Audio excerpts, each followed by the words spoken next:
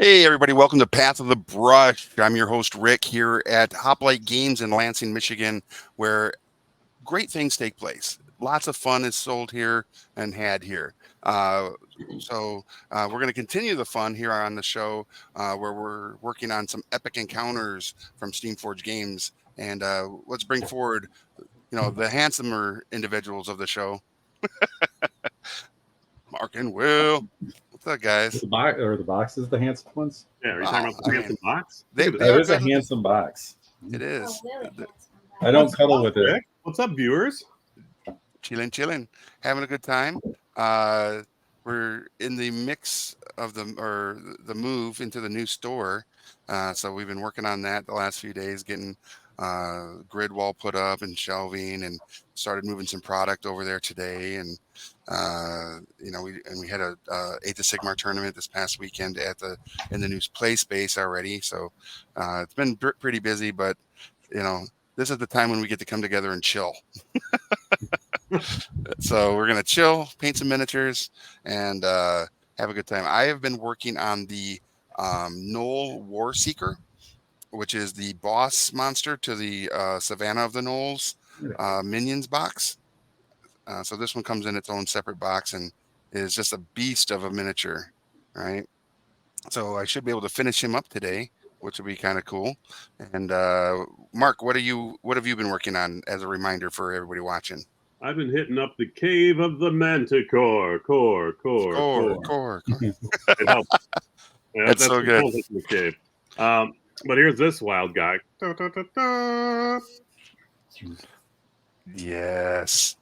So we're going purple with this guy. I went a deep, kind of like a purple speed paint, and then we were hitting it with a little bit of the warlock magenta. Well, first diabolic plum. We got to keep this because we're hitting our fanatic paints. Mm-hmm. And then did a little warlock, and then some dry brush as the gradation, and then doing some like top down. You can really see it there, so it looks nice. And then I did some green skin, and then I'm going to go over it with a little bit of rainforest on the top to bring out those highlights. And then coming together. Yeah, it looks great.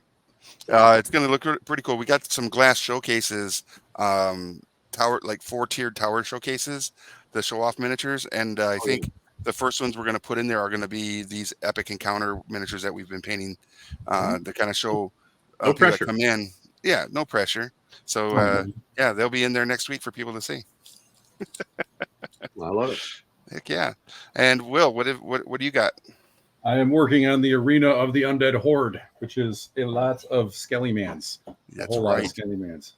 Let's get some up close Skellymans. I'm just drowning in Skellymans. There's so many Skellymans. So there they are, and I'm working on them. Nice. Cool. Will, who is that? Who is that disembodied voice we keep hearing? That is my youngest son, Grant. He is playing on a computer next to me right now. Nice. Hello, Grant. Hi. Perfect. All right. Good to see you.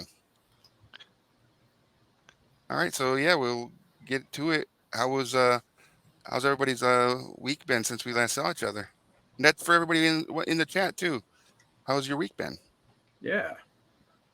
Mine has been good. Yeah. I'm losing place of where I am. It just keeps seeming like Monday, but then it's not Monday, which is great. So I'll take that. It does feel like a never-ending Monday this week. That's for sure. At least the 9-to-5er. But right now it feels like a Friday. So that's amazing. Thank you. Heck yeah. Very cool. Mark, didn't you do an event this past weekend? Some sort of rock event, or was that last weekend? It was this past weekend. Yeah. Lansing had Rock Lansing, and it was like Taproot and Nonpoint and some local bands. There's 10 bands in total. Some are like regional. I think there was like 5 national, and then the rest are regional and local bands. It was like 11 hours. Yeah, I did a little video and some photography of that, which was pretty cool. Heck yeah. That's super cool. Was Star Farm in that one? No, they were at that 501, a different place. There was like 3 things happening downtown, which is crazy. So East Lansing Art Fair was going on. Then they had this 501 that was downtown at the Capitol, and then at Adado Riverfront they had this this rock lancing, kind of a metal fest type deal. Nice. It's kind of cool. So, how about you, Will? Did you do anything exciting this past weekend? I made it out. I could not join the Age of Sigmar tournament there, but I did make it out to get some Conquest in on Saturday and Sunday, which was awesome. Oh, nice. Doubleheader. Yay. Yeah, that was real nice. I'm trying out a new type of list with the 100 Kingdoms instead of the Spires. It's known as the Hedgehog. The Hedgehog. The Hedgehog, yeah. It's All right. a whole lot of guys with spears and pokey bits. So when you move them around, you're liable to stab yourself in the hand. Oh, that's unfortunate, but awesome. Hence the nickname. Yeah, that makes sense. The Hedgehog. All right. Very cool. And you're just in the maelstrom of a move. That's a whole thing. And in that maelstrom of a move, I also so here in Lansing we have what's called the Lansing Makerspace, where you can go if you want to learn how to do like CNC stuff, blacksmithing, woodworking. There's somebody building like this monstrous canoe there.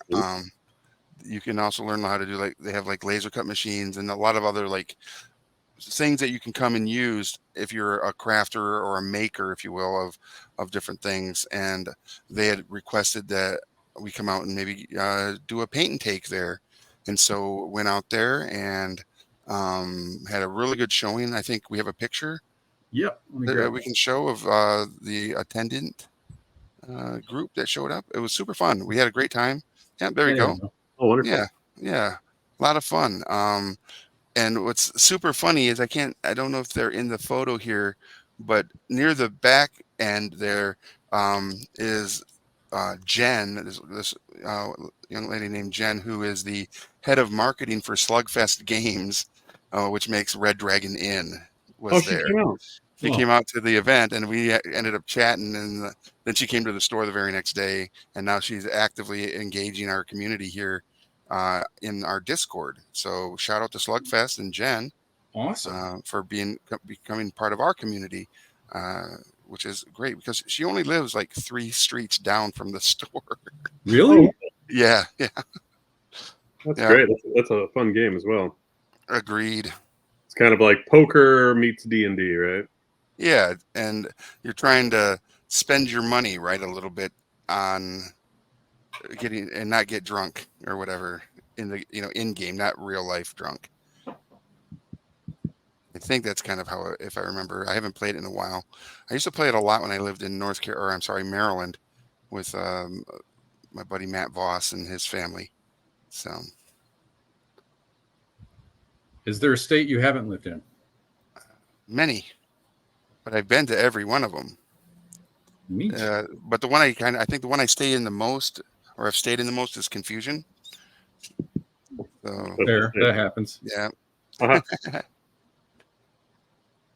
Are you as unfond of Nebraska as I am? I did not like that state. I don't mind Nebraska. It's flat. And they have a great wrestling program at the University of Nebraska. So, yeah. Well, they got to have something. Right. Sorry for all the hate there in Nebraska. That's just me. Yeah, you did. My only time in Nebraska was like through the middle of the night driving through. So all I remember is corn and wanting to sleep. There you go. Yeah, you got to put on some real aggressive music to make it through that state if you're driving at night. Nebraska. All good, Nebraska. So, what are people in the chat? What's your hobby? What are you doing? Yeah, what are you painting? Yeah. Inquiring minds want to know. And by that, I mean Mark. Mark wants to know. I do too, but Will straight out, especially if you're from Nebraska. No, leave him now. No, we're not talking about that. I got nothing against people from Nebraska. I just don't want to be there. All right. I mean, that's fair. That's super fair. All right. I'm gonna go at it with a little LNX synth by Game Envy, one of our sponsors today, with a little fine detail, the 5.0 brush. See what he did there? That was really good. You're using you're using the 5.0? I'm using the 1 right now. What are you using? Well, you're I'm probably using a batch of different brushes. Or are you asking for paints? no, your brush. What brush are you currently slinging your acrylic with? I was using an old beat up one, so I don't feel bad about slopping all this metallic paint on stuff with it Nice. in a haphazard way. But once I get into it, I do have my Phalanx 00. This one's nylon, so this is like Yeah, I- fine. if I think the nylon ones, like the wash rolls right off of that really well, Yep. and this is really good at like targeted washes because it's a nice small brush. And I got All right.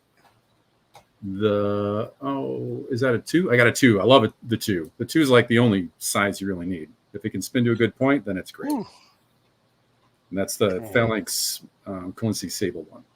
nice. My lord. So I'm going at these little, they're kind of spiny papules, if you will. Mm-hmm. Right way here. Yep, Oh, my that other looks way. great. My other way. Look at that. That's crazy good, right? Yeah, just that little, hit all those little guys. I was hitting it with a bit of metallic where some of the little, like horn bits would pop out of these wings for Yeah. extra claws. It's a dew claw, like on a dog. But Yeah. but I think this will be kind of a neat little thing to pop out as well. Oh, for sure. Would you call those pustules Papules, disgust. or warts? Beauty marks? Beauty marks. Beauty I like marks. that Yeah. because that Manticore is nothing but beauty. That's a cutie patootie right there. Agreed. Beauty. You know what makes it really cutie patootie is the fact that you put that down on the table and with your players, and they're gonna go, "What is that?" Because I don't think they're gonna recognize it as a Manticore right off the bat, and then when they see that scorpion tail, they're gonna be like, "Oh, Oh no. Wee's the dead."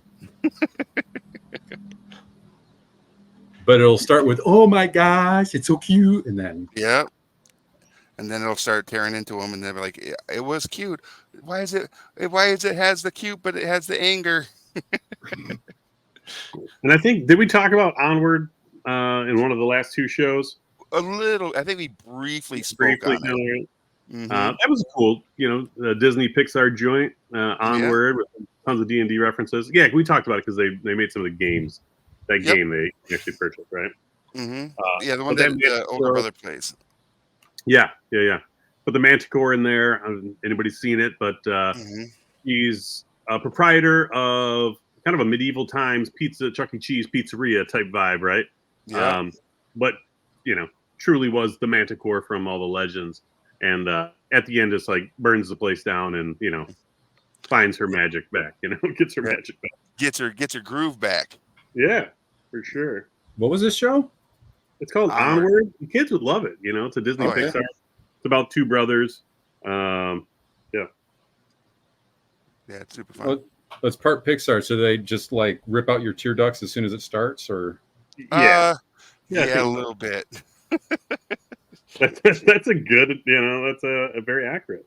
Yep. They definitely hit you in the feels in the beginning and kind of maintain that for a little while, and then you get a little, I don't know what it's called, the bridge or whatever, in storytelling where the two people that are supposed to be like gaining headway on the relationship, even though this is a relationship between brothers, right? They're very much, trying to become friends or work on that.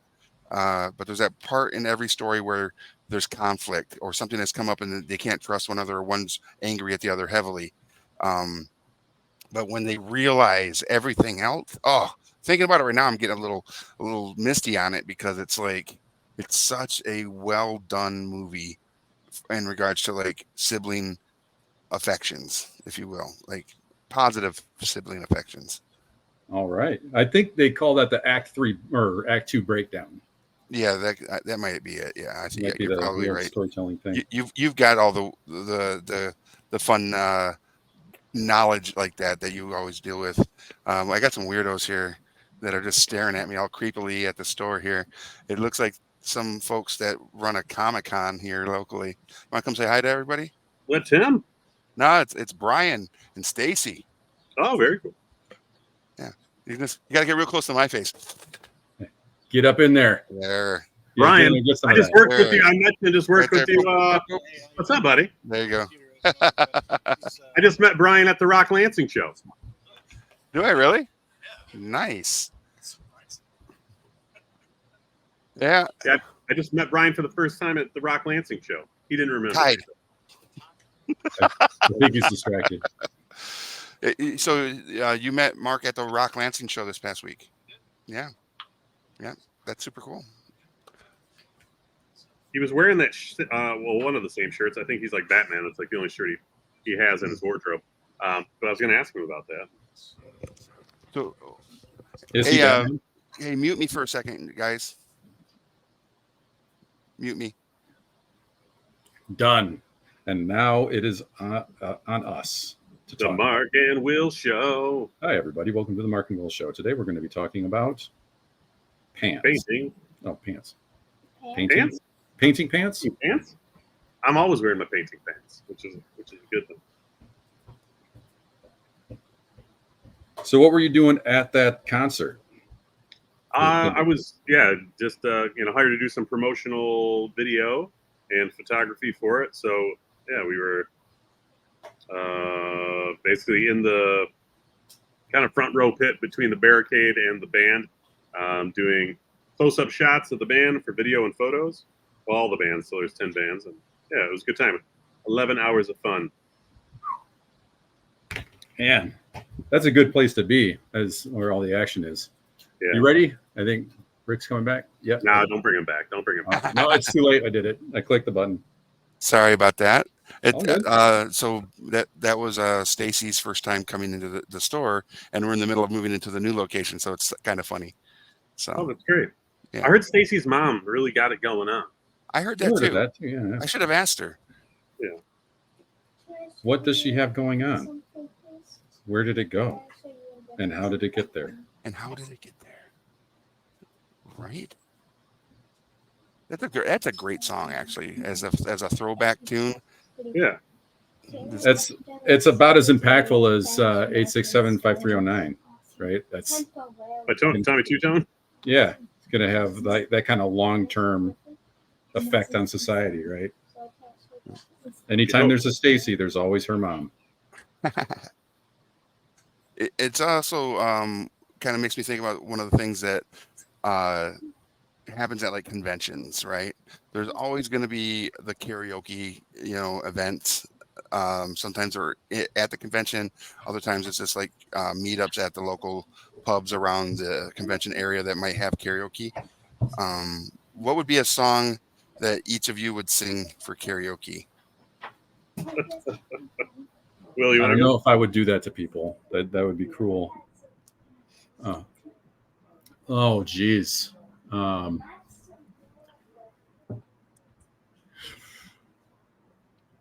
So the songs that I have sung before in public, when I was playing video games like the MMO style video games with large groups of people, whenever we raided to lift our spirits, I would sing Dr. Demento songs.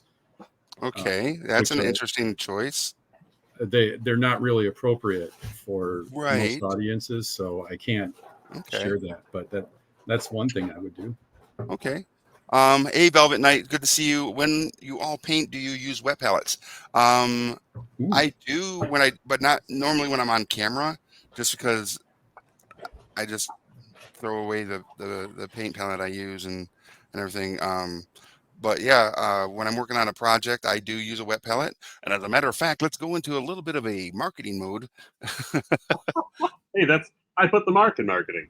I use the Exemplar wet palette by Game Envy, who is also the maker of our fun little collapsible water cups and our Phalanx brushes that we use. So shout out to Game Envy. Or water down the paints in general. Absolutely water down the paints. As necessary, obviously. So yeah, for sure. That's a bit of an experience thing. Like sometimes you just need a bit of water to get it to roll off your brush, and Mhm. sometimes you need a bit of water to make it not be like sludge. You just learn that the more you use the paint, in my Mhm. experience. Yeah, it should be smooth. If it's too watery and it goes on, that could be considered like a glazing where you're really building up layers. But it should still have a good pigment consistency. And just I think Will, you said it nice that it's enough to roll off your brush. A lot of people will also like kind of just paint their top thumbnail as well to see like how it will, how smooth it will be. You don't want to just like caked on there. It shouldn't leave like major streaks as you're doing it. I guess like little mountains. It should be. Yeah, I tend to use a paper plate for a palette, and like you get I do a bunch of test strokes on that. I find with this Fanatic though, you don't have to use as much water as like some of the other ones. So kudos to the Army Painter. And I'm currently using an Army Painter wet palette. So yeah, they're definitely nice. Saves it for a while. There's some stuff from last week in here actually, and I wouldn't recommend doing a whole week's worth. But I can keep it for a whole week, but it will let it keep for an hour or more. So yeah, Right. definitely good investment For sure. All right, we got them pinks a popping on the back there. I feel like I gotta hold it like this, like it's like it's a bat, like It's definitely coming at you, coming right for you. it's coming right for. I think I'm gonna highlight the legs with some of that little pink over here as well. Nice. Is that the magenta? Yeah, that's our spellbound fuchsia actually. Oh, I may have called it. No, yeah, you were thinking of the warlock magenta. okay. Yeah. So yeah, I dry brushed that over the diabolic plum, and now I'm with the spellbound fuchsia. Really hitting those highlight areas. Heck yeah. One of the guys I was playing Conquest with over the weekend, he had recommended for fleshy, if you're doing undershading for flesh tones, this Moody Mauve speed paint. He says it's really good for that. So I haven't tested it out yet, but I love getting tips from people. That's like my favorite part about wargaming really is that after you're done with your game, you start Bob Rossing out. And so win or lose, you win because you get to talk about techniques and stuff. So it's How did you get that effect? Who'd you How play did on you- Sunday? who did I play on Sunday? Some dude named Mark. Oh yeah, What? who'd you play? That's crazy. Did you play Saturday as well? I knew you played me. I meant Saturday. I don't know why I said. Saturday I played Charlie, a guy who I started playing it with at AFK. Okay. But they're looking for a better, a closer place to go to, and it's got more space on Saturdays. So brought him on down. Boom, and just like Nice. that. Nice. Well, thank you for bringing him in. That was awesome. Yeah. Oh, they love the new space. It's hard not to. That new space is great. Yeah, We should get some pictures of that and put them up. we should. Before, after. Those of you who are out there never been to Lansing or haven't been to the store, show you what you're missing. Yeah. It is I was really having a bit of a I don't want to say an emotional moment. This episode I'm coming across as a big emotional bag of emotions. Good crying over there. Come on. Right. There's But no crying in hobby time. that's right. There's no crying with hobbies. But when Saturday we had an Age of Sigmar tournament, and some like Will and some others came in and played Conquest as well, and then we also had our Hoplite Heroes kids in there playing Dungeons and Dragons. So the new play space was well populated, and it looked so good. And watching everybody just having a good time, enjoying the hobby, the game, and just the camaraderie of just having fun together in the new space it was really nice to see, and I'm really excited to see what we can do with it to bring the local community together through fun and play. So yeah, I'm super excited for it. Yeah. Super happy for you. You want me to patch that tissue through the screen here? Yes, please. Hi, Doc. Like, as you were kind enough to open up early for us on Sunday, I Yeah, remember. that was awesome. Yeah, which was super cool. But I remember telling Mark, like, we gotta breathe this in right now because this space is never going to be this quiet again. Correct. And then the HeroClick guys came, and it was not fun. And It was no not longer quiet. fun. And then the Star Wars card players showed up, but I think you guys might have been on their way out at that point. Yeah, no, that was cool. I ended up knowing two of the guys that were coming in for that. Mhm. Oh yeah, you knew Chris. Yeah, I hadn't seen Chris in 20 years. He was he used to Wow. own it's the name is eluding me, but a multimedia company back in the day where they did a lot of flash animation, and I was doing my internship at a kind of they shared a space across the way, Mhm. Maverick Multimedia back in the day, and anyways, it's kind of That's cool. cool. Yeah, cool to see him. Yeah, Chris is our Star Wars ambassador here at the store. Nice. Yeah. So if it has anything to do with Star Wars, from X-Wing, Legion, Shatterpoint, and Oh, he's Star Legion Wars, and everything. All right. yeah, everything. He's going to be our ambassador, our primary ambassador. I don't want to like say that, oh, we're only sticking to one person as an ambassador. Anybody who wants to be an ambassador, if they're willing to put the time in, because I think that's one of the ways to really grow your community is you find someone that's willing to put some time and energy in to help build that through knowing like the rules and knowing all the local community itself, so they can bring them in, and it just makes it so it's so much easier to foster a community around all the different games that are available. So it's super fun. And plus, if I somebody rolled my eyes comes in because all they're stealing threatening, my ship. Sorry, Yes. but go ahead. well, if somebody comes in all threatening and says, "If this is a consular ship, where is the ambassador?" You can just point Right. to him. And I'll be like, he's over there in this fully functional and operational Death Star. I mean, game store. Good Lord. Thank you. I like it. So speaking of Star Wars, I got the starter decks, and then I bought a Mhm. couple of boxes, and I've cracked packs and got some good cards, and I've been trying to go for the Boba Fett. That's I think the most desirable For you. deck for me. I mean everybody, Yep. but that's the one I have everything. I've but nigh one Darth Vader that I need, but he's like a very expensive card. But I He think is I at that. substitute. I got one, so I can substitute the rest. But anyways, I think it was Monday night. I ended up laying out all the cards across many places, seeing Okay. what all the duplicates were, and then putting them back into. I haven't selected some of the good ones. I haven't put them in folio yet. But it was good just to see is like all the stuff I had, and then at that moment I said, maybe I went too deep into this. Nice. Maybe if it's just see it all. Maybe I went a little deep.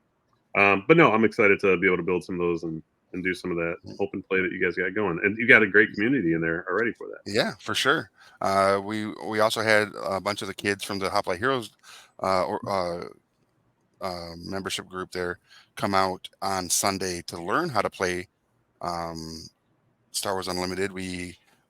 Every kid that showed up got a 2-player starter pack with a Luke and a Darth Vader leader card or leader decks, and so they learned how to play. And then it was freaking crazy how they played. They had a 2-hour game drop, so they came for 2 hours, but a couple of kids stayed for like 3.5, 4 hours because they wanted to continue to play, and their parents were like, oh, okay.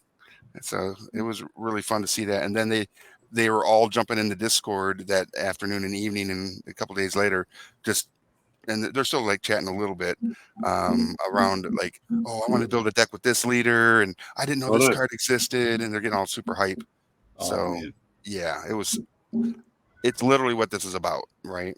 Showing games to the next gen of players, and just having fun, showing that there's more than just an iPad and Xbox, again, which are fine, but sitting around a table with your friends playing the games that everybody enjoys is a much different experience, and in my opinion, a better experience. Which is just like what we do here, painting miniatures like this. Honestly, I like it when we're able to paint in the same room, but this is also super fun. Pretty soon we will be able to. Super fun. I don't know. I don't know if the studio portion setup that we're going to do is going to facilitate all of us being around the same table. At first, we got to figure out the sound situations and cameras, because I don't want it to be like when we were at the other studio where it was constantly some form of echo. You know what I mean? Yeah, that's a solvable puzzle. We can. Yeah, we got that. We got that.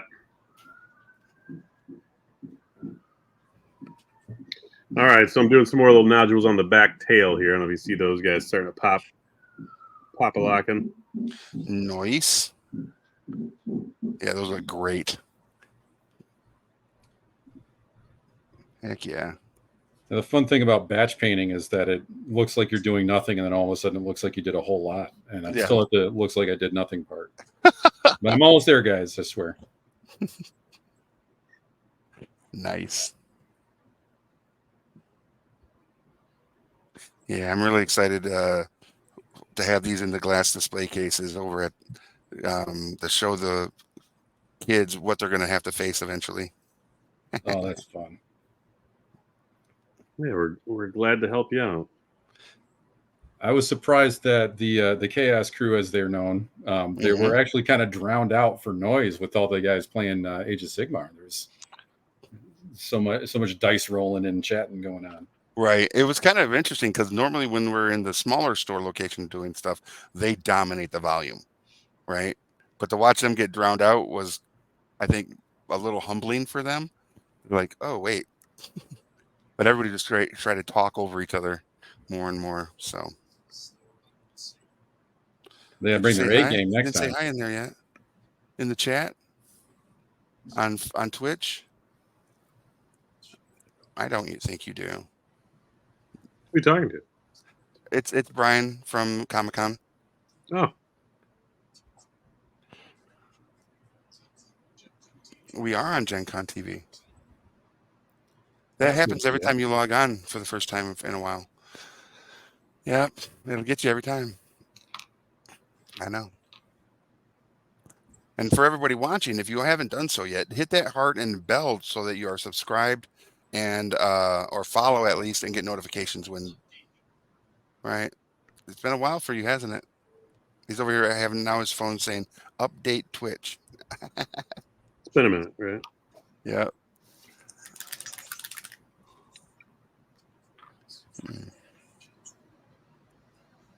Talking earlier about Pixar punching you right in the tear ducts. I mean, we try to think of different other movie moments that weren't Pixar that actually managed the same thing. See, that's a great question. What other movies punch you in the gut right in the beginning? Bambi. Oh. Yeah, Disney there. Up. Well, that's a Pixar, right? Yeah. Not necessarily in the beginning, just at all. Like, right. Pixar's got that down to a science. Yeah. Have either of you two watched Elemental? Oh, yes. Yeah, that's a great one. Yeah. Avatar: The Last Airbender, Iroh, thinking about his son. That episode every time is like I just got to think about Iroh's name, and I'm like, oh man. Well, when he's singing the song when he's doing the tea ceremony, it gets you. Old Yeller was it was a Benjamin Buttons, you know, like in reverse. What? That was a terrible show to watch. It was like it's a Disney one as well, I think, isn't it? It is, I think, yeah. Old school. I was like, we're gonna watch Old Yeller, and you're like, why would you make me watch this movie? The Never-Ending Story when the horse dies in the swamp. That's kind of a hard hitter, right? I just saw it was like the 10 movies that have not aged well, and that was one of them. And they call it the suicidal horse because he wouldn't get out of the pit, and he could have, you know. And it was like, why? Why is that necessary? I mean, it wasn't that the horse was suicidal. It just was like the depression of the swamp. He just became lackadaisical in his efforts to remove himself from the death trap. I don't know if that's suicidal. That's just what the article said. It wasn't. That's not my word. Yeah. I know. Atreyu could not pull him from there. He sure couldn't. And Atreyu was a beast. What? Right? Yeah, that Iroh song gets me. Also gonna go old school and go with Never Ending Story. Facts. And When Velvet Goosey Knight Jack. says Oh, the Stone Golem death speech hit me harder when Goosey. Oh Jesus, man! When Goosey Jacks. Yeah, that's man. Yeah, that's a tough scene. But yeah, the Stone Golem when he's talking about, when he's trying to save his family, he goes, You look at these hands, you think they're strong hands. They look like strong hands, but he just couldn't save anybody with them because the nothing was just too much, right? And that scene is really like that's a heartstring one yeah. for sure. Yeah. Then they ride the snails, you know? Oh, the fast snails, Yeah. rocket snails, so good. And that kind of like he's kind of like a Mad Hatter kind of character.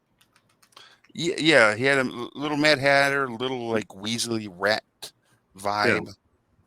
Yeah.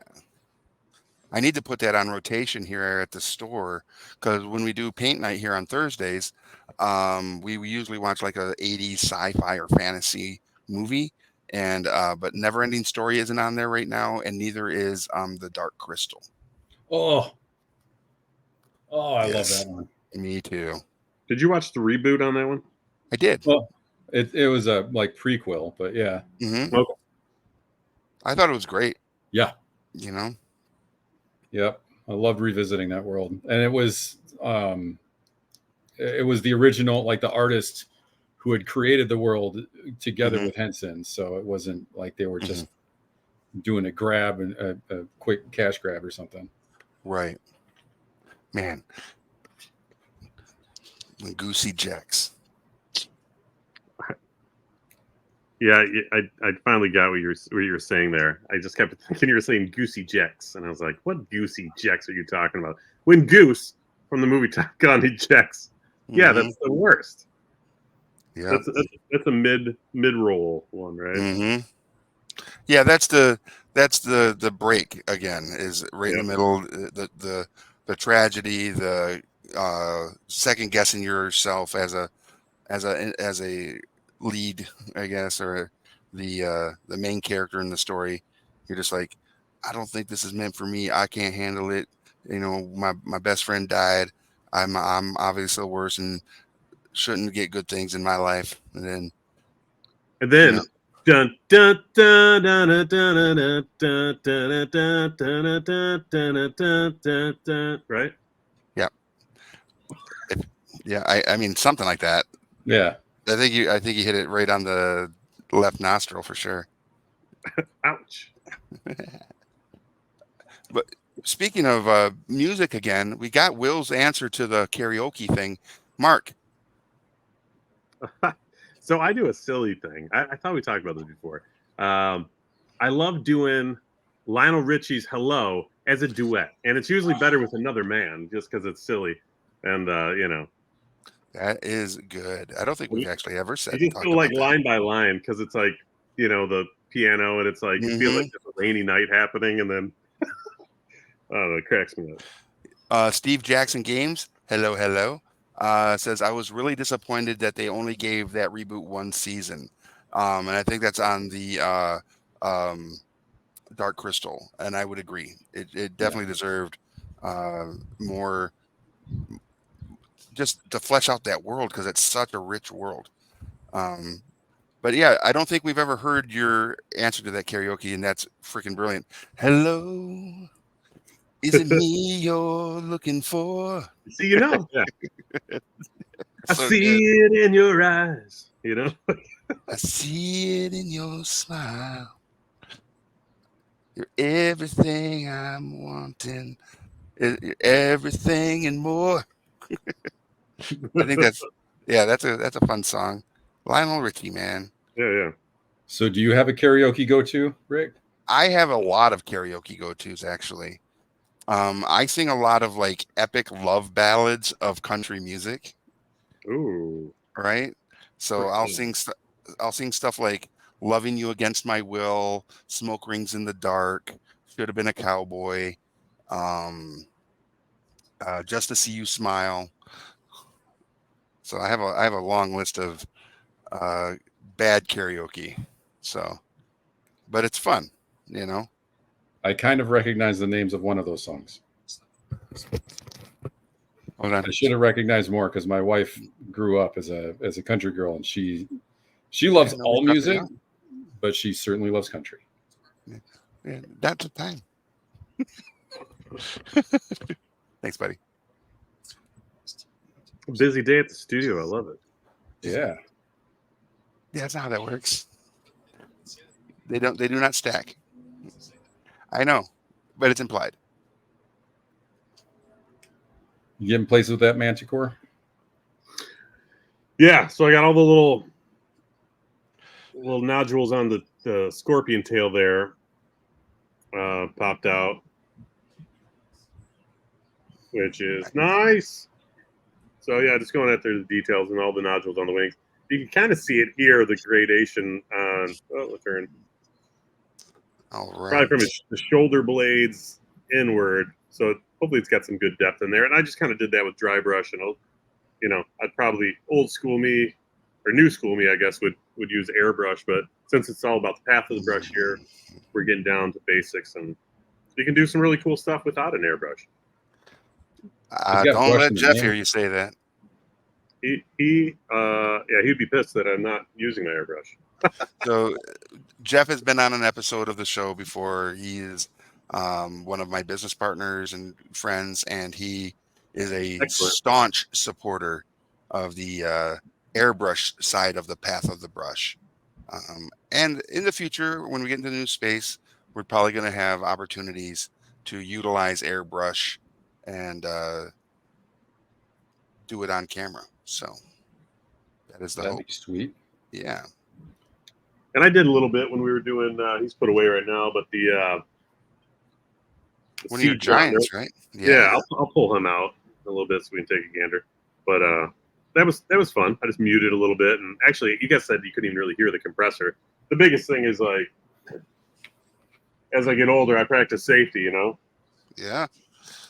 So I pull the full Bane mask out, and because you don't want to be breathing, Yeah. So you want to be able to. You're Millie breathing Boy. that stuff. I was born in the darkness. That's great. You merely adapted to it. After those first two, especially after the second in that series, The Dark Knight, right? That I don't know. I felt like the third one was the weakest of the three. Okay. It was hard to like the plot just kind of lost me too many times when they bankrupted Wayne Enterprises at the same day they also invaded the stock market. Seemed like hey guys. Yeah, it's kind of strange, right? Yeah, that'd be a causal relationship there. It's so funny. I only take econ courses from my Batman, my Nolan Batman. Yeah. All right, so I'm putting this. It's called Dark Tone or Dark Stone. Sorry, on the base because it's mostly stone, but there's some wood branches and stuff.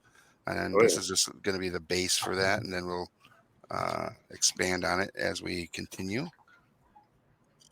But yeah, we got a lot of fun stuff going on with these epic encounters, right? So, as I've mentioned earlier in the show and in the past episodes of featuring the epic encounter boxes, is Steamforge Games makes a ton of great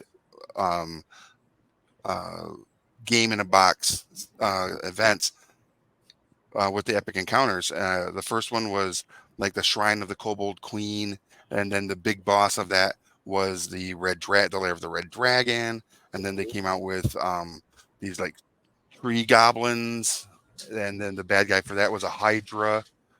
Wow, did you guys hear that car? I have not. Okay, and then so they had the Hydra, and then they had these orcs that were like these Arctic orcs, and their big bad was a frost giant, and then they came back with another set of goblins, and then the sea turtle. There's all sorts of amazing different Turtle. the dragon Turtle. turtle. So there's so many good things, and now they've got these new sets that are called Epic Encounter Local Legends, right? So these not full like fleshed out campaigns or insertable activations within a campaign that would take like a 4 hours or 6 hour uh, sessions to kind of get through them.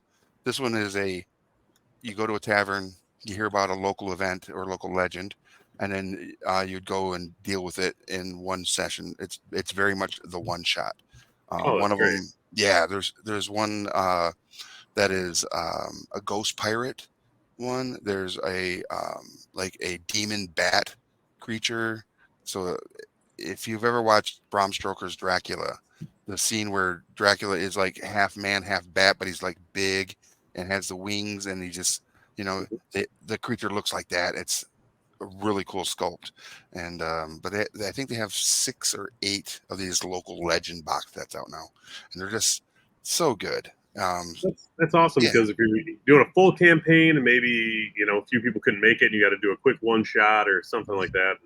Yep, it fills that need, and DMs always are, I think, in need of a little assistance because everybody has a day, right, where something goes wrong or you're just not fully prepared for that session. But all you have to do is pull out one of these little local legend box, take 10 minutes to kind of do a review over it, and you're in the fight, So That's super handy here. Yeah, sometimes you like between campaigns you need a palate cleanser or something like that too. Absolutely. I love a good palate cleanser. Got me giggling. All right, so as we do sometimes, I was going at this thing with, what color did I use? It was too much. The Azure Magic, it's Army Painter. It was an air metallic, which was still cool from our Army Painter folks. Nice. But with the green, it clashed a little bit, right? Okay. With the green hair that I end up putting on this, it's the Joker of Manticores. Speaking of Batman. Yeah. So that was kind of a base, and then I went over it with a little pale sand, but very lightly. So and then I did a wash over it. So now I'm gonna go back over and highlight with a little pale sand and see if I can bring out some of those highlights and glaze a little bit maybe. So I'll water it down, as our friends online were asking about. So overly watered and just thin enough. Look at this. We're becoming a real painting show all of a sudden. Oh Wait. man. Talk about Steve Jackson Games is on. We're going to become a real painting show. Hold on. All right. That's funny. Oh, let's get sidetracked. Yeah. Keep viewers on. I don't know what that means. The Stone Golem Death. I was really. Yeah, there's so much good stuff going out there. I was just reading some of the stuff that we've already talked about it in the chat, but just going back looking again. I think we lost whatever it was. Iron Akrit was saying. Sorry, Iron Akrit. Yeah, it probably means that it was a website and they don't want to link to anything. So. Oh.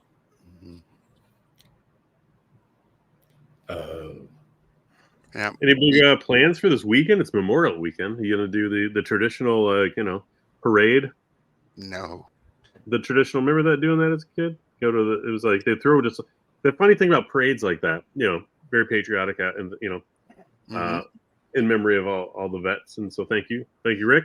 And but they would whip like rock candy at you. It'd be like those like little twisty like hard candies, and there'd be like a clown on some sort of. I don't know, it was always a clown, right? But it would be like a clown on one of these. It was probably a pickup truck with some streamers on it, but it was a float, maybe something of paper mache, and they'd just be whipping this rock candy at the crowd and these little kids, and you'd run out there and was it these little Tootsie Rolls? Was it worth it getting pelted with this like rock candy and Tootsie Rolls? It's like I got a sweet, Yes. I'll be honest, Mark. I can't tell if you're describing a parade or a nightmare. It's all the same. But you've done it, right? You're just like, I have not done that. you I don't never think did? that's real. I think that's from your subconscious. No, man. it's real for sure. It's usually like a clown around the fire trucks, Yeah, there you go. and they if they're not whipping like full on rock candy like Jolly Ranchers at freaking Mach 3, they're throwing Dum Dum, the little the lollipops, right? The little Dum Dum lollipops Stick. that have better guidance because they have the tail, which is the handle, and get you in the eye, right? Like, Have you ever seen? I think it was David Bowie. Someone threw. I think it was a popsicle, and it stuck in his eye. oh my God, No kidding. Look it up, David Bowie. boy, struck an eye by popsicle. you know, lollipop. 1972 David Bowie. But yeah, it was like Nice. sticking. It didn't like puncture his eye, and he's got the two colored eyes too. So it was like Right. What is that called? Hyper. I don't know. No, the term eludes me. Yeah, I always want to throw stuff like that out because it's sometimes I feel like it's, hey, let's stump Will. Heterochromia. Heterochromia. Thank you. I think it's a beautiful thing, really. Yeah, It's, I agree. very rare. It's the I agree. differences that make us. Back. All right. Oh yeah, look at that. You can already see it top of locking. So just a little highlights on the bone Mm-hmm. is the horns there. Ooh, yeah. So I'm getting flashbacks of what I did for the Age of Sigmar Adepticon tournament. I like highlighted everything with gold. All right. So these little guys, that's fine. This little guy probably, 10, 20 minutes, something like that. Mm-hmm. But then when I did the big boy here, this thing was like 4 hours of like gold filigree little bits. You know what I mean? Like now I feel like it's less painting as of just like easing, just like, just poking at it just to get the paint on and not going, too hard in the paint, as they say. It's a basketball term. Oh man, I've been using it wrong. Right. Velvet Knight says nice highlights, and I agree. I've seen them in person too. They look great. Thank you, Velvet Knight. I feel like Velvet Knight, your voice would be Like super smooth. This is Velvet Knight, Mm-hmm. Yeah. Could you imagine if we were to do that and goes like, I think I can pretty much lock in the voice of Steve Jackson Games because I know who that is. So that would be too easy. But Velvet Knight is like, like what Very you white. just said. It's the very white. Yeah, Of very much like, hey everybody, welcome to another episode of Path of the Brush. Type of voice where you wouldn't care if they called you baby, no matter what. Right. How you Regardless. You not Awesome. only would Thank you you. not care it, you'd expect it. You'd want it. Yeah. Right. Open for it. Thank you for Right. calling me baby. Like, Thank you, Velvet Knight.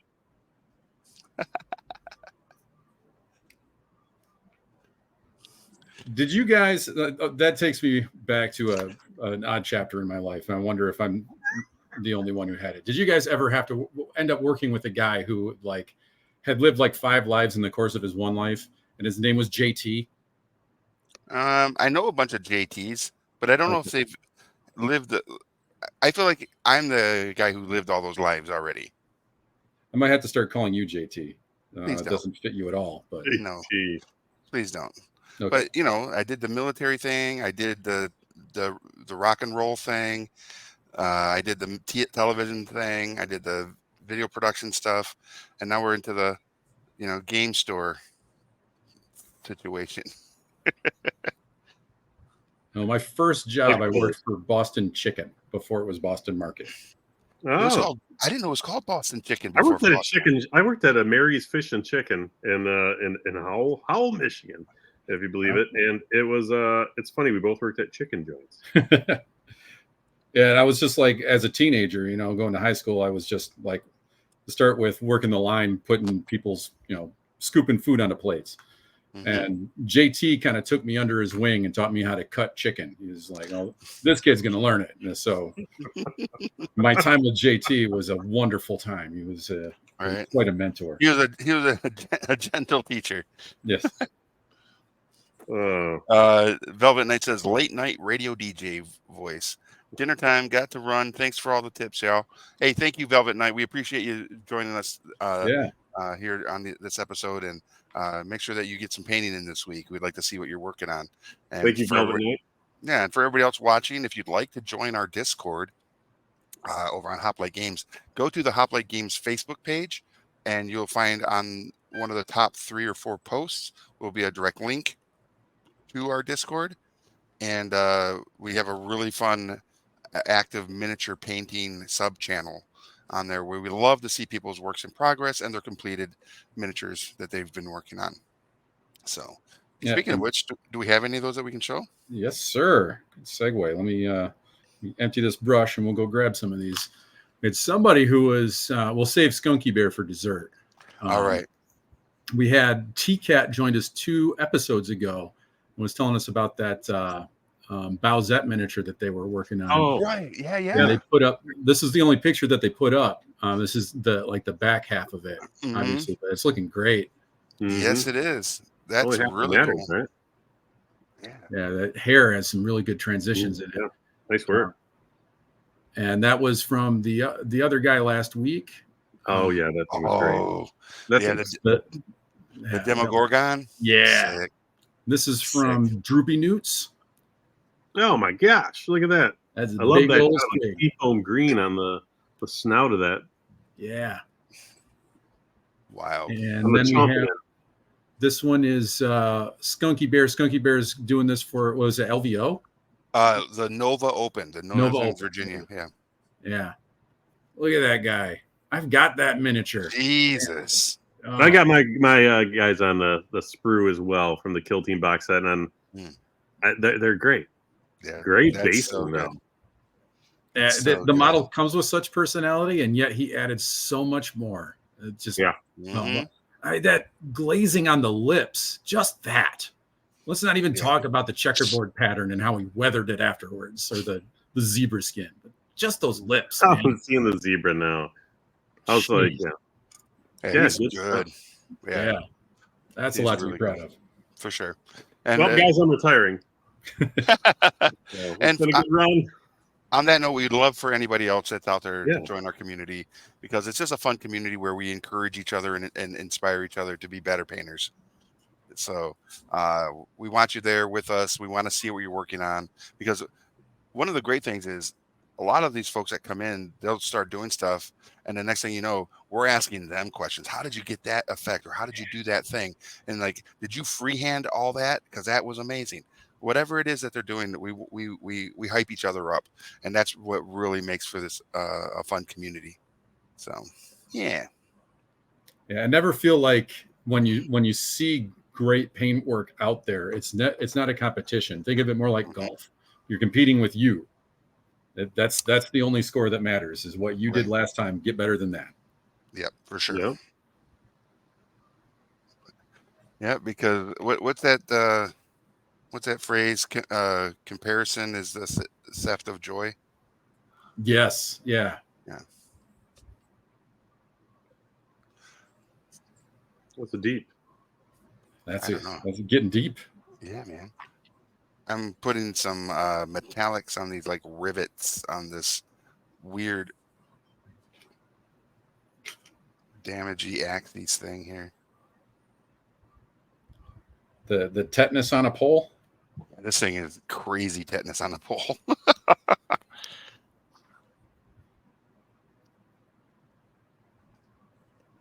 We got some rusty tetanus boys over here too. Well, Yeah? I haven't put the rust on, but I'm going to try. I picked these 2 up. I'm going to try and layer them together. The dark and fresh rust. Ooh, nice. I think like starting with dark to go on the insides, and then kind of almost dry brushing on the. Well, I'll have to see how they work, because these are like technical paints. Mm-hmm. But putting the fresh rust Technically, on. they are. Yeah, technically they're technical paints. Yeah. Yeah. See? Yeah. I got to push up my glasses when I say that. Technically, they're technical things. There we go. That was. I'd I also got like the to point right. give a big shout out to everybody over at ACD Distribution. Their today was the first day of their ACD Games Day, which is a Ooh. distribution event where retailers and publishers and them are at this event that ACD hosts to bring the retailers and the publishers together. And a lot of our retailer friends are there and publisher friends. So everybody that's at ACD, I hope it's a wonderful time for everybody and that lots of good networking and deals are made and everybody goes home happy. So big shout out to them. That was very strange because ACD is also a local to Lansing internet provider. So when you're talking about networking and ACD, it's like way to go, guys. Yeah, good You've job. done it. You have done it. Yeah, this takes place in Madison, Wisconsin, where this is all going down. Okay. The next couple days. How close to the university over there? That's a great question for anybody from Madison, Wisconsin. I don't know because the event takes place down in the heart of the town of Madison, by the waterfront that they have there. That's And nice. yeah, it's super cool. I actually am a little sad I'm not there because I do enjoy that event. But with everything we have going on with the move, it was just not it wouldn't have been appropriate to go right now. Smart. Yeah. What is the Folks, next yeah. big event on your calendar? For me and the store is Origins? nope, we'll not be attending Origins because again, with the new move, we're going to do a grand reopening. So if anybody watching wants to come to a really fun event and aren't going to be at Origins on the weekend of Origins, which is the 22nd of June, which is also Free RPG Day, we're doing our grand reopening event. We'll have already been open for a couple weeks, and this allows us to knock the dust off and kind of really become familiar with our new space before we open it up to a party, if you will. So Soft open, yeah. yeah, so on June 22nd will be the grand reopening event where it's Free RPG Day. It's also, we're going to be running a national qualifier for the Song of Ice and Fire game. We're going to be doing a bunch of other tournament events around the different card games that we have. Q106 is going to be here doing a radio remote, so they'll be here for 2 hours during that time frame. And we've got some other folks. I think the VFW head of the VFW here in Michigan will be there to kind of see what we do, and we're gonna do some promotional stuff for the veteran community. And it's gonna just be it's just gonna be wild. It's gonna be a lot of fun. So, but after that, I think Capital City Comic Con will be our next big event here in Lansing, July 12th, 13th, and 14th at the Lansing Center. And we'll be boothed up there. We'll be running a Star Wars Unlimited event on Saturday of the show and at the show. And then after that is Gen Con, which is very crazy because we're on Gen Con TV. There it goes. Oh, man. Right. So are you not doing a paint and take at the Comic Con this year? No, we'll have a paint and take like we did last year. It'll be small, maybe 6 or 7 tables only, but okay, yeah. But the exposure will be there. Yeah. But we're also going to be vending and doing the big raffles that we do every time as well. So that should be a lot of fun. Yeah, super blast. Blasty blast. Yeah, for sure. I like when you do raffles, Rick. Those are pretty nice. Thank you. We got a really cool one going on here at the store. It kind of starts today. Oh yeah. Well, tomorrow. Yeah. So I have one of the new premier statues from WizKids of Vecna.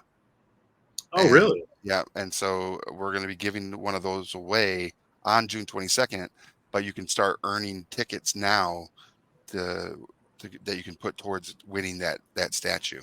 That'd be great. Yeah.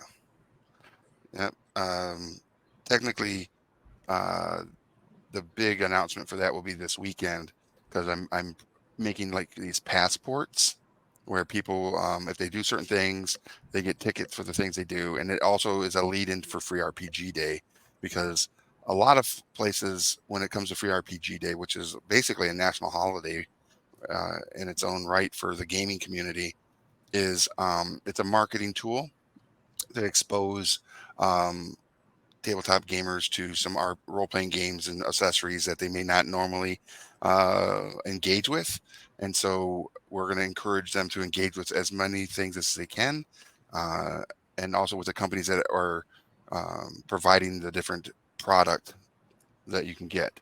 So there's going to be a lot of like social follow opportunities, um, cosplay opportunities, like come to the store on the 22nd dressed as an original character, or even just wearing a nerdy shirt will get you a potential for a ticket to win some of the bigger prizes that we're going to be offering, and allow you to get more than just one offering from the Free RPG Day stuff, right? So because we want people to walk away with as much of whatever they want, and uh, just enjoy the day. That's gonna be awesome. Yeah, I think I'll be in town that weekend. I hope so. Yeah. Yeah, I should be also. That's Woo woo. the plan. Very cool. We got a lot going on. Yeah. Then the Michigan GT's on after that, right? Is that Yeah. interesting? Well, no, so Gen Con, then Alliance Open House, which is kind of like ACD Games Day, but at the Alliance Distribution headquarters in Fort Wayne. And then after that would be New York Comic Con, then PAX Unplugged. So super busy always. Wow, Yeah. that is a schedule. Mm-hmm. Was this or it was last year that David Tennant was at New York Comic Con, right? I believe so. Okay. I don't get to go and see any of that anymore. Oh, Yeah, with running a booth, giving away free miniatures, and letting people paint to their heart's desire, and exposing new people to the wonderful hobby of painting miniatures. I don't get to leave the booth as much as I used to when I worked in a different capacity within the industry at that show. So, which is fine and fun.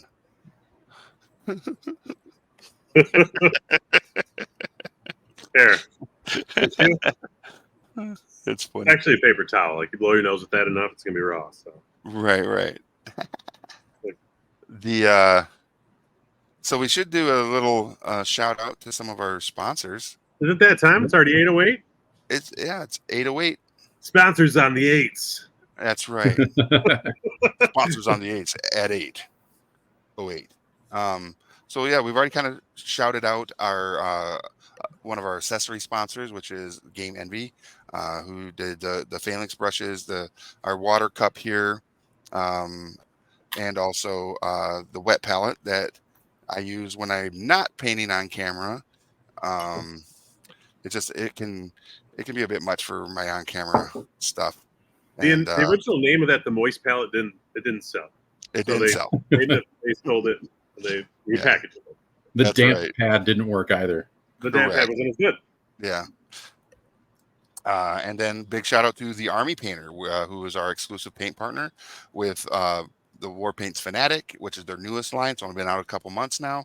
And also with their Speed Paint 2.0 and all the other fun stuff that Army Painter provides through accessories, like the tufts that you can put on your bases and all that fun stuff.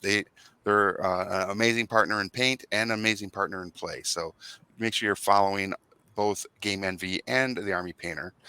Big shout out to Hoplite Games, where we are broadcasting from, and also from the tabletopgurus.com, which is one of Mark's endeavors, where he makes video content around the gaming industry, and which is super fun.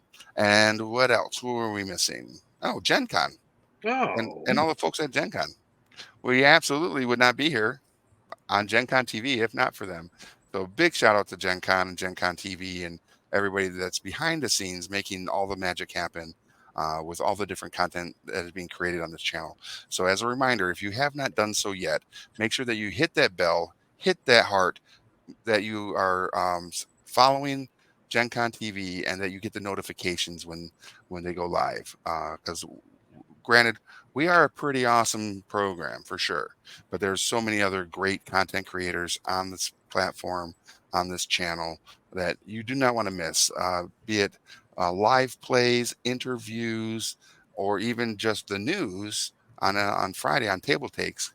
If you want to get some really cool news about what's going on within the industry, that's a great program to watch. So make sure you, again, heart, bell, and if you have the opportunity and potential, hit subscribe, because every little bit helps in the grand scheme of things and making great content for you to consume here on the wonderful Twitch.tv.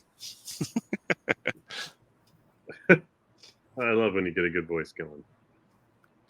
Oh, thanks. Oh, shucks, you guys are the best. All right. So I got That was a little tough, a little rough. I got his horns up all with the pale sand, and then I think I'm going to do another little wash on and then highlight him again and really just. They say you should spend the most time on the face. Really? Yeah, they say face and base. I don't know if it rhymes like that, but most people will look at the face and then they'll look at the base, and then they'll kind of go out. Yep. That is actually when I do when I judge painting competitions, like for PAX Unplugged or Origins, Yep. which are some that I've done in the past. That is the first thing I look at is the face, because in a painting competition, it's a much different beast than what I do. Because normally I don't put a lot of energy on the face because you're not like looking up at it like this, right? You're playing with your toys at about 3 feet away. So, if it looks good at 3 feet away, good to go. But in a competition, the tables are turned, right? Yeah. It's funny. My wife doesn't call these toys; she calls them dolls. So she'll be like, "Are you going down to play with your dolls?" And I'll be like, "I think that's a slight on me, but yes, I am going downstairs." Nice. I am going to go play Dolly Dress Up. Thank you very much. Yeah. Heck yeah. Pretty funny. Got me good. And then, yeah, like you said, the base, it would be the next piece I look at because it is one of those things that can definitely draw your attention to a model, is a really fun and engaging base, because the base tells as much of a story as the model itself. So I love the basing is such a fun part of it, especially if you're putting together armies, because you can do different paint schemes on all the models, and as long as they're all standing on the same ground, it's cohesive. It's so cool. It does help. I'm at the point in my life where I'm blind as a bat when I get too close and my glasses are on. Oh, Well, I can take it off and I'm like, oh, this is amazing. Like I can actually see this detail. And then you can see all the crap I did that was no good.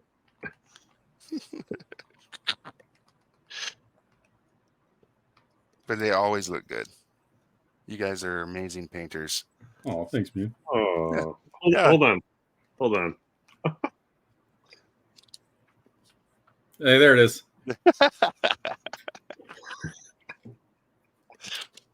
Oh, it So good. blew So me good. away. Like, what was it, 2 weeks ago? Because I went to the store and somebody there was like, I actually got asked to do a commission at Hoplite, and I just finished them up. Nice. Like, I'm like this Are guy. You Like, making money off this now? What? I thought you sold no, out. you can't really see that. Put your hand behind it. How did that? The hell, maybe. I should get my finger out of the way. Hey, there we go. Yeah, there you go. Yeah. These are Oh, little that fellas. looks fun. Yeah. What are those little fellas? I believe they're 3D printed. Toads? Yeah, little frogs, like a monk. Oh yeah, that's cool. Nice. He's Yeah. definitely oh, yeah, going that's for a cool. Shaolin thing. Heck yeah, that's cool. Yeah. Yeah. Real happy with how they turned out. Agreed. Very, very nice. See, you know what I find interesting is Pray one of tell. the. I will tell, and I will pray on it. Pray tell. So pre-COVID, in the before times, there was a thing that Gen Con did that I thought was super cool, right? And I don't know if they continue it, and if they do, I definitely want to be able to hype it up. So if you weren't able to attend Gen Con for whatever reason, there was this thing that your local game store could do, and it was called Pop-Up Gen Con, which was in association with Gen Con, so that you could go to your friendly local game store and see some of the new games that were being announced or premiering at Gen Con. The publishers would make these little box, Gen Con pop-up Gen Con boxes that they'd send to the stores that would show all these different products, and you're supposed to make watch all the live streams in the store that's going on at Gen Con, and then enjoy all these new products to hype up different games by different publishers. I thought that was a really cool concept, and I'm curious. I haven't seen anything on it or heard anything on it, so I need to take a little bit of a dive. And if anybody in the chat knows if that's still going on, let me know, because I definitely want to participate. That sounds like a lot of fun. Oh, thank you, Colonel Yoshi. I appreciate that. Nice.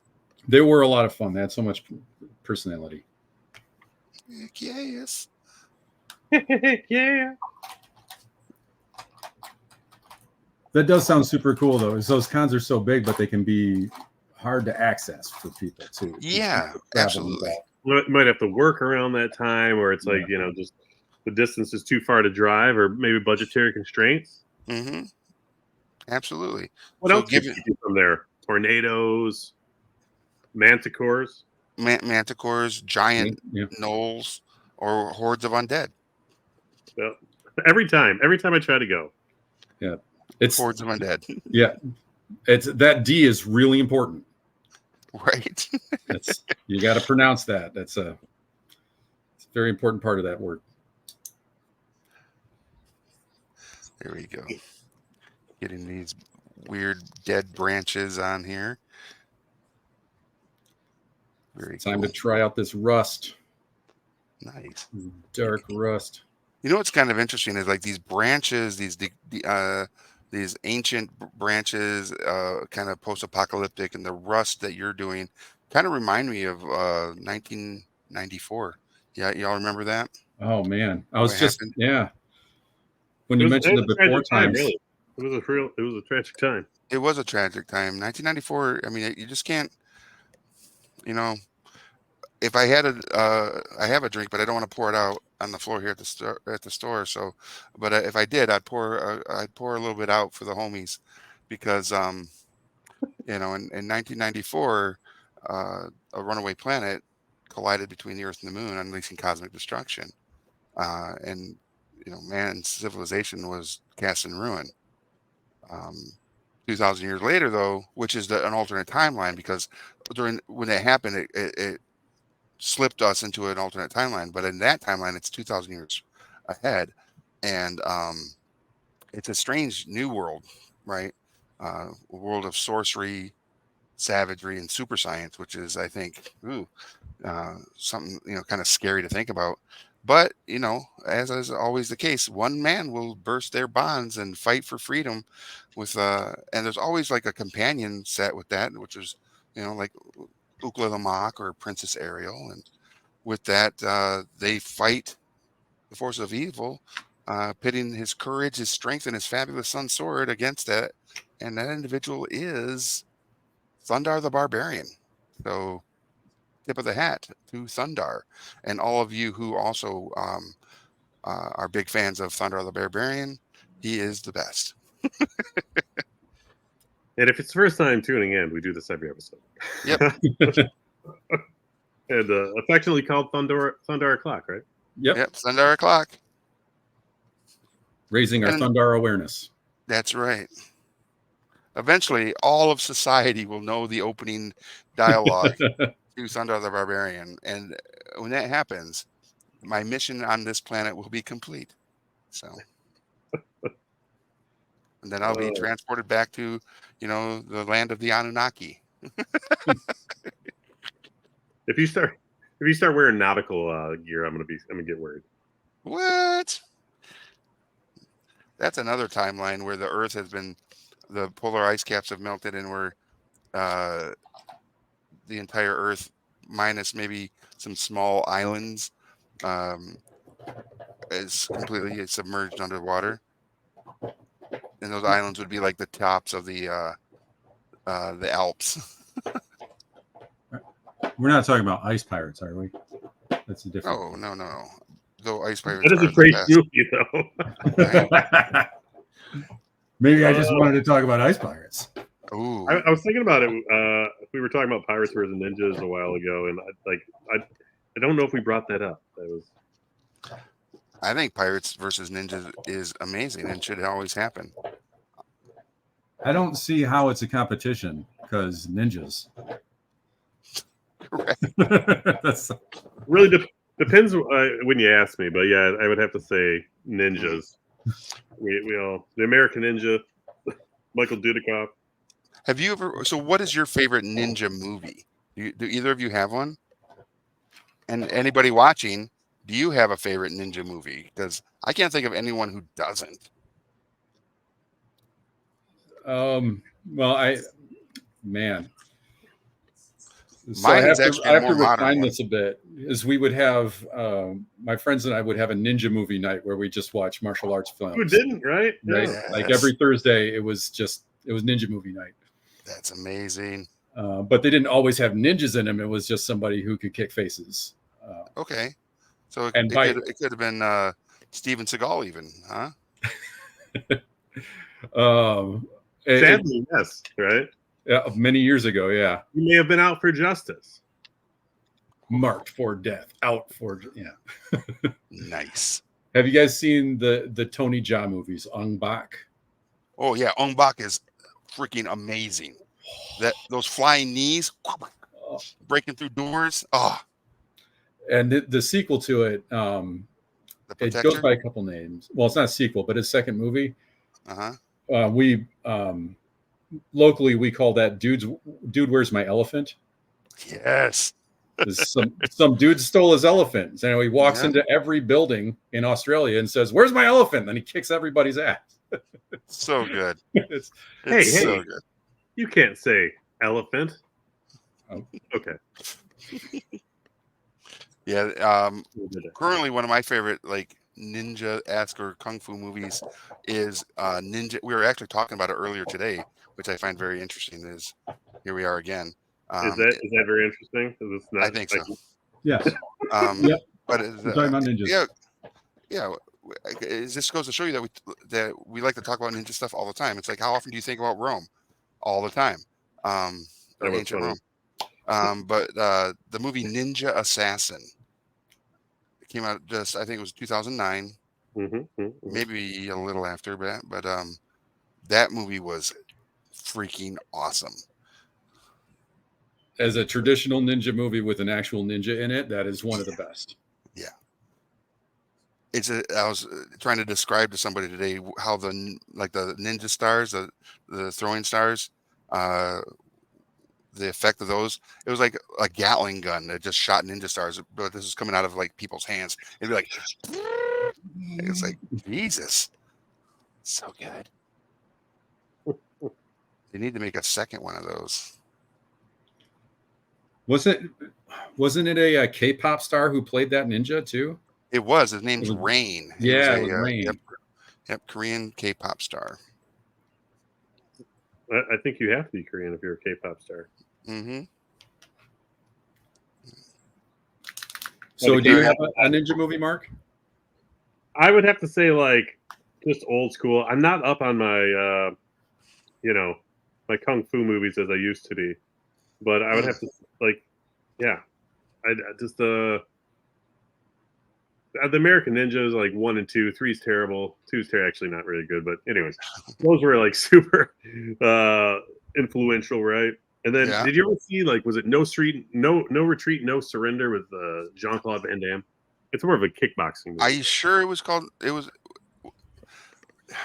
Yeah, I do remember that one. But what was the one But that wasn't Van Damme though. It was Eric Roberts. Yeah. What? And Chris Penn. No, you're thinking of the best of the best. You're right. You're right. I am. Good job. Woo. And not to be confused with the best of the best too, which Correct. would be the best of the best of the best. Of the best. That's great. Oh, that did have Van Damme. I got that wrong. I'm sorry. Van Yeah, Damme and like the Jason old school Statham. ones. For some reason, that like stays in my brains. I don't know why, but Mhm. Oh, that Van Damme was the villain in that one. he's That the was like bad his guy. I think debut. it's the only thing that Yeah. he's like the bad guy in until like Universal Soldier 7 or whatever. What was no, Forbidden Kingdom was also a really good one. Oh, the newer ones, yeah. Yeah, the newer ones. That's the one where you actually get to see Jackie Chan and Jet Li fight. Yep. Yeah, when Jet Li came on the scene, wow, that was crazy. You ever see the Unchained one where he was Mhm. like, he had a collar on, kind of, and they treated him like Like an animal. like a dog, yeah. And then Yeah. when he was kind of like I don't know, what would you It consider? was like Stockholm syndrome, right? Yeah, Where but he loved the master, right? But like Yeah. when he took off, he would usually be like an assassin for somebody, and he'd be like his pit Yeah. bull, and then Mhm. finally, he goes after the bad guys. But Right. someone takes him in under the wing, and Yeah, shows them that what kindness really is. mhm. Yeah. Yeah, that was a good one. I also like Romeo Must Die Mm. and the one. That's Jackie Chan. No, Yep. Romeo No, Must no, Die that was Jet Li. was Jet Li Oh, and Jet Li. also Yeah, the one. Do you guys remember that one? Yep. yeah Oh, I think that was the last Jet Li movie I watched, and I was like, "Oh, he's retiring," because they said he was going to retire, and then Right. he did really good. right. Yeah, he Well, co-starred with Jason Statham in that one before they did the Oh, yeah, Expendables. Expendables. Yeah. That's funny. Only thing about Expendables is Wesley Snipes when he and I think it was in 2. I 3. don't think it was in the first one. Was it 3? Yep. And he Tax comes evasion. out and he's like, he was in prison. He's like, "What were you in for?" He's like, "Tax evasion." And it was like, "Yeah, that's true." Yeah. He can laugh at his own stuff, which is, I There's a think, lot of subtle quality. digs in there Yeah. but for the actors. There's a whole bunch of little like inside jokes. Yeah, that's fun. Well, they do a Chuck Norris one where he talks about, I got bit by a rattlesnake, and the pain was excruciating, but it died after 3 days. You know, they had him do his own little Chuck His Norrisism. his wife got to pick the Chuck Norris joke for the movie. Did she? That's so Yep. good. Perfect. That is so good. Chuck Norris is so funny. I saw him in Kuwait once. I was over there, and he came over on one of those like USO tours. Okay. And he and it's expected, because he's not like all done up for a movie, so he doesn't have all the makeup and all that stuff that you would normally see. That mustache is fake, I heard. It's not even a real mustache. I don't know about that, but It's a hairy dude. It's real. but he looked old as dirt. I was like, dang. And this was like 15 years ago, 16 years ago. Dang, you're old. Yep. Times are real. You know what? Yeah, sure. Well, one of his debut movies was Bruce freaking Lee. Return of the Dragon. 70s. Was it Return of the Dragon? Well, it depends if you're doing the Hong Kong release, because they had a different name in America. I think it was Big Boss. I think you're right. Yeah, Big Boss. I don't know if could you get it as Big Boss recent. You might be able to get it now. Now, back in the day, I mean, you could get it from like some crazy bootleg or something like that. Mhm. But they did come out with the Bruce Lee box set. Do you remember that? Yep. Mhm. VHS, and then the side had a dragon on it. And when they all put back in, it's like, I got it over there. Nice. Yeah. Really? Yeah. Yeah. I still got have it. the VHS one downstairs. That's one. All right. So how far along are you guys? How you feeling? Feeling good. Just batch painting, putting rust on stuff. Rust on stuff. Tin roof, rusty. Dang, some B-52 action right there. Yeah. So I'm going Oh, after. that looks great. I'm going to try to get it in there. The bicep, I'm getting in here. So I'm kind of doing some highlights within here a little bit. Little painterly, and Nice. got the face I got the eyes going. Glowing eyes. Oh, that guy Ah, pops. Look at that. sick. Heck yeah. So coming together. Yeah, I think I'm gonna maybe try a little. Time is it? Oh, we got about 15. Yep. Maybe I'll do a little bit of wash on some stuff here, Mm-hmm. and then let it sit. And the Cool. building the layers slowly. Mm-hmm. Learn the hard way. One of the first D&D campaigns I was playing, some of us were new to D&D, and this is not that, like I've told you, I board gamed and things like that, but, getting into D&D was like, I don't know, 6-7 years ago now. And one guy had never played or painted, and he bought a bunch of these, like, paint pens, metallic paint pens, and they were Nice. terrible. They were terrible. Really? It did what he wanted, but he painted them all black, and it was tough because once you paint something all black, it loses all definition. And then he went at it with like silver and blue metallic paint pens, and so Okay. it looked like a toddler went after it, but it was good effort. And Zach, if you're listening, I will never let that down. And it was the best. And he was like the good guy paladin, Mm-hmm. He played the character well. But yeah, that Nice. was the funniest thing. And they barely dried either, because they were like, and like every time you kind of move your guy, because you're on the opposite side of the table, it always like stick to my thumb and like, ah. So the path of the brush. That was his path That was with his path. pens. Yeah. I love it. And my buddy found some acrylic paint pens that he wanted to try out, and I gave him a shot too. They were okay. A little bit. It came out a little bit thicker and wider than you really wanted. Goofy. Yeah. I've seen some people go with those fine point Sharpies to do that very like comic book style. Yep. To kind of go back and do that edge highlighting with just a black, or the inking, if you will. Mm-hmm. I've actually used Micron acrylic pens, paint pens for to do eyes. Okay. Yeah, I got a 005 for dotting eyes. Yep. It's brilliant. It excels at that one weird trick.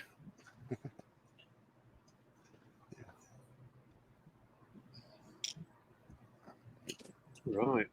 Oh, this rust is making these guys look a lot better. Not fresh off the factory floor, Skelly Men, but Oh no. been sitting around for a little bit, Skelly Men. And we need a moment of silence for my base coating RE Painter hobby brush here. Uh-oh. Apparently did some sort of a strong tone and didn't wash my brush. Now it is just one big Oh no. mess. So the moment of silence for this guy. It's for dry brushing now. It's not even. It's like I could poke you with it. Oh, It's a shiv. it's for crime Shiv. scenes now. Nice. That's funny. Wah, wah. Oh well. All right. So this is an interesting thing I'm using right now is this True Blood. It's an effect by the Army Painter, and it definitely has like that the viscosity of like the fake blood you could get at like the Halloween store. Oh really? Yeah. Okay. Is it a speed paint? It's part of the Fanatics line. Oh, it is a Fanatics. Yeah. Fanatics.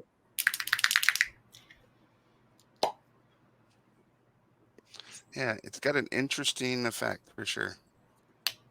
Is it one that you'd want to like put on load up your brush and then splatter it on, or is Oh, brushing absolutely. You absolutely could do the splatter effect with it for sure. I think I'm actually going to here in a minute. Because I just feel like this guy will definitely benefit from that. So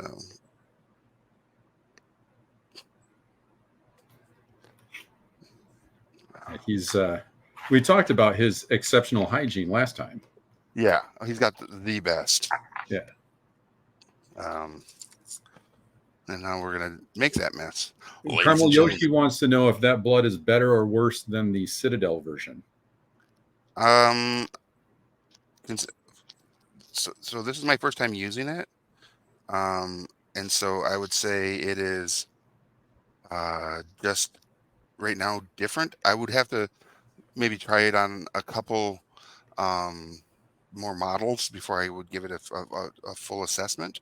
But it is doing everything I want it to do, so that's a good sign. Um, so yeah, the fact that it's doing what I want it to do, good sign, good things. But now we're going to do the bristle splatter effect on his weapon here. Oop, this looks like I just pricked my finger. That's all. That was my bad. I picked the wrong brush. So whenever I've done it, I'd like load up the brush and just do it like slap the fennel of the brush against my Yep. finger like that. Yep. But that makes a mess. It sure does. Yeah, that's kind of the point, but it's hard to aim. I think I got that going from. I was doing these little blood letters, and on the. You can see that there. Yep. Look up! Look up! But did that on their. Oh, yeah. The sword there. I don't know if you can see it. I pulled it away. There you go. There, and then on their bases before. I think these are some of the first Citadel guys I painted or whatever. Oh, That was the first kill team of yours that I played against, if I remember right. Yeah, and then I just like splattered blood on the bottom there. That was like pre-me basing stuff. These guys were fun. These little blood letters. They look like they were fun. Yeah. Super nerdy. Yeah. Super nerdy. That's what it's all about. I was leaving your store, and one of the ladies that works for you at the shop was helping out, close up or whatever. I was it was late night on the mean streets of Lansing. I was getting in my car and I hear this Pinto drive by, roll down the window, go, "See you later, nerd." And I was like, "What the?" And it was that lady from the shop. Oh, Lauren. Yeah. Later, nerds. I was like, "Oh, that's hilarious." Yeah, Lauren. Like a war She's cry. great. She is great. She's she is a LARPer. She does Oh, Amped she's the Guard. LARP. Okay, yeah. Yeah, she does Amped Guard, and yeah, obviously, whenever she says or calls someone a nerd, it is a absolute sign of affection for sure. Yeah, she is great. Yeah, she is great. I'm curious if we've ever gotten any. No, they haven't put any new rewards up to use your channel points for. That would be something I think we could really use as a fun part to this. For people that have channel points to Gen Con TV. Can you use them for things like? Do you get to opt into how they're used? Currently, they have. If you spend 380 points, you can highlight your message, or unlock a random sub emotion or emote, or send a message in. Hold on, let me see what this says here. I'm unlocking one. So it's like when you go to the arcade and you got like 5,000 tickets, and then you get to get a Tootsie Roll and like a Chinese finger cuffs and like like some of those sticky hands you can throw against the window, and maybe one of those parachute guys. Yeah, but that parachute ninjas. Yeah, but two of those are going to cost you like 4,500. And Tootsie Roll's like maybe. I'm saying it's good. I'm just saying it's good value. Yeah, one Tootsie Roll is 250 points. Yeah. Or 250 tickets get you one Tootsie Roll. I did get a Magic 8 Ball once. It cost me like $65. You know what I mean? I was like, this is perfect. That works out great. Right? That's hilarious. That's the way, that's the way that they bankrupted Wayne Enterprise. That's how they did it, yeah. So they into the arcade. Coming full circle here. Batman finally got to go to Chuck E. Cheese's because he never got to do that as a kid. DZ Discovery Zone. That's Remember crazy. That? I do. Yeah, I was a little slightly too old for that, and then Were we talking about the like McDonald's? They used to do. Do they still do the playhouses and stuff like that? Like the, you run through. Very random. Yeah, Yeah. Yeah. they used to do them outdoors. I know, like some older viewers may remember this. They were like the most dangerous. They're like the most dangerous, playscapes outdoors, and like Mhm. one looked like it was like a horror movie too, because it'd be like the Hamburglar's head, and it would look like a little prison that you'd be in, and then you'd go up the like this like metal slide that was like hot from the day's sun that would just like scald your legs, like any playground, old school slide. But I remember like falling from the top of one of those ones, and it was just like Jesus Christ. I think it was just pure concrete. They didn't even put like wood chips down at that time, right? Yeah, or the rubber or the rubberized floor matting. Oh yeah, that we didn't have that. No. No. That's funny. Because I can imagine that, because if a lot of those playgrounds, if they were to do it today, you could definitely do it like a horror type theme, because they're so sun bleached, and this Right. look rusty, where the bolts have rusted, and it's just like oozing down the different parts of the slide, or like you said, Mayor McCheese's face. Like, Jeez. I could totally see a knoll, like a really big knoll, taking that slide and using it as a club. Oh, absolutely. Oh, but speaking of like terror playgrounds, right? Michigan has some of those along like the lake edges, where there's still like those 16-foot tall metal slides that would Mhm. like give you an appendectomy when you'd slide down it, but also give you a third-degree burn on your lower leg, or the backside of your man. legs and butt. Those things, I can't believe they still exist. I saw a TikTok recently where someone was sliding, or went to the 16-foot. I think it was like in, it was on Lake Huron side. So There's a newer one like on Belle Isle that's really big, and it was closed when we went there. I wanted to ride that thing so bad.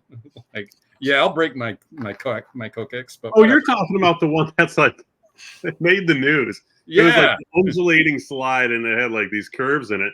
And once you hit the third curve, it was It like just launched. sack too. Like the old thing, it's like you'd be like just leaping off. That's great. Yeah, murder slides and merry-go-rounds, man. I'm glad we have dice and paper. The worst thing you're going to get is you might step on a D4, you might get a paper cut. But man, to slide down one of those terror slides from our youth would be like, like I said, you would get to the bottom, and yep, you've got your appendectomy taken care of, but we need to now put some lotion on your legs because you got like third-degree burns. It's crazy. I know we've got like 2 minutes left. what? But there was a carnival came to town, and it was by the mall, and it was, it just like popped out of thin air, and it was like, oh, there's a carnival, and we're like, should we go take my toddler to this carnival? And she Right. looked and like screamed her name out, and I was like, well, that's what I would have done if I was a child. So yeah, we went there, and the carnies themselves look like your typical carnies, but then the people that were there weren't your normal people. These mutants came from I don't know where. I mean, I thought maybe they got off the carny shift and now like somehow they were there, and I was just like, I couldn't draw, make these people up in a movie, and Right. we went in these things, and it looked like some de facto equipment from 1984 that was just held together with spit and Right. like bubble gum, and it was good. It was a good time, but either way, it was like frightening. It was frightening. So Like have you full seen contact wall Martians. have you seen these videos where like those pop-up little carnivals that are in like old Sears parking lots? Yeah. When they pop up, there was one recently where there was like this like spinning machine thing, and then all of a sudden like one of the pods just flew off with people in it. I was like, oh, that's unfortunate. And then you see a body fly off it, and this thing just kind of just disintegrates. I was like, wow, that pop-up carnival is going to lose tens of dollars, because that's all they have for litigation. So No but, good. yeah. And on So that note, yep. On that note, ladies and gentlemen, for everybody watching, we appreciate you joining us here on Path of the Brush on Gen Con TV, here on twitch.tv. Big shout out to Gen Con one last time. Hit that bell, hit that heart. Make sure you are following us and that you get the notifications whenever any of the content creators here go live. Big shout out to Mark and Will for participating as always and doing all the great things they do in the background. And yeah, big shout out to you all. And I'm Rick. I'm Well, Mark. and we There did it we again. go. Thanks. And we'll see you at a friendly local game store.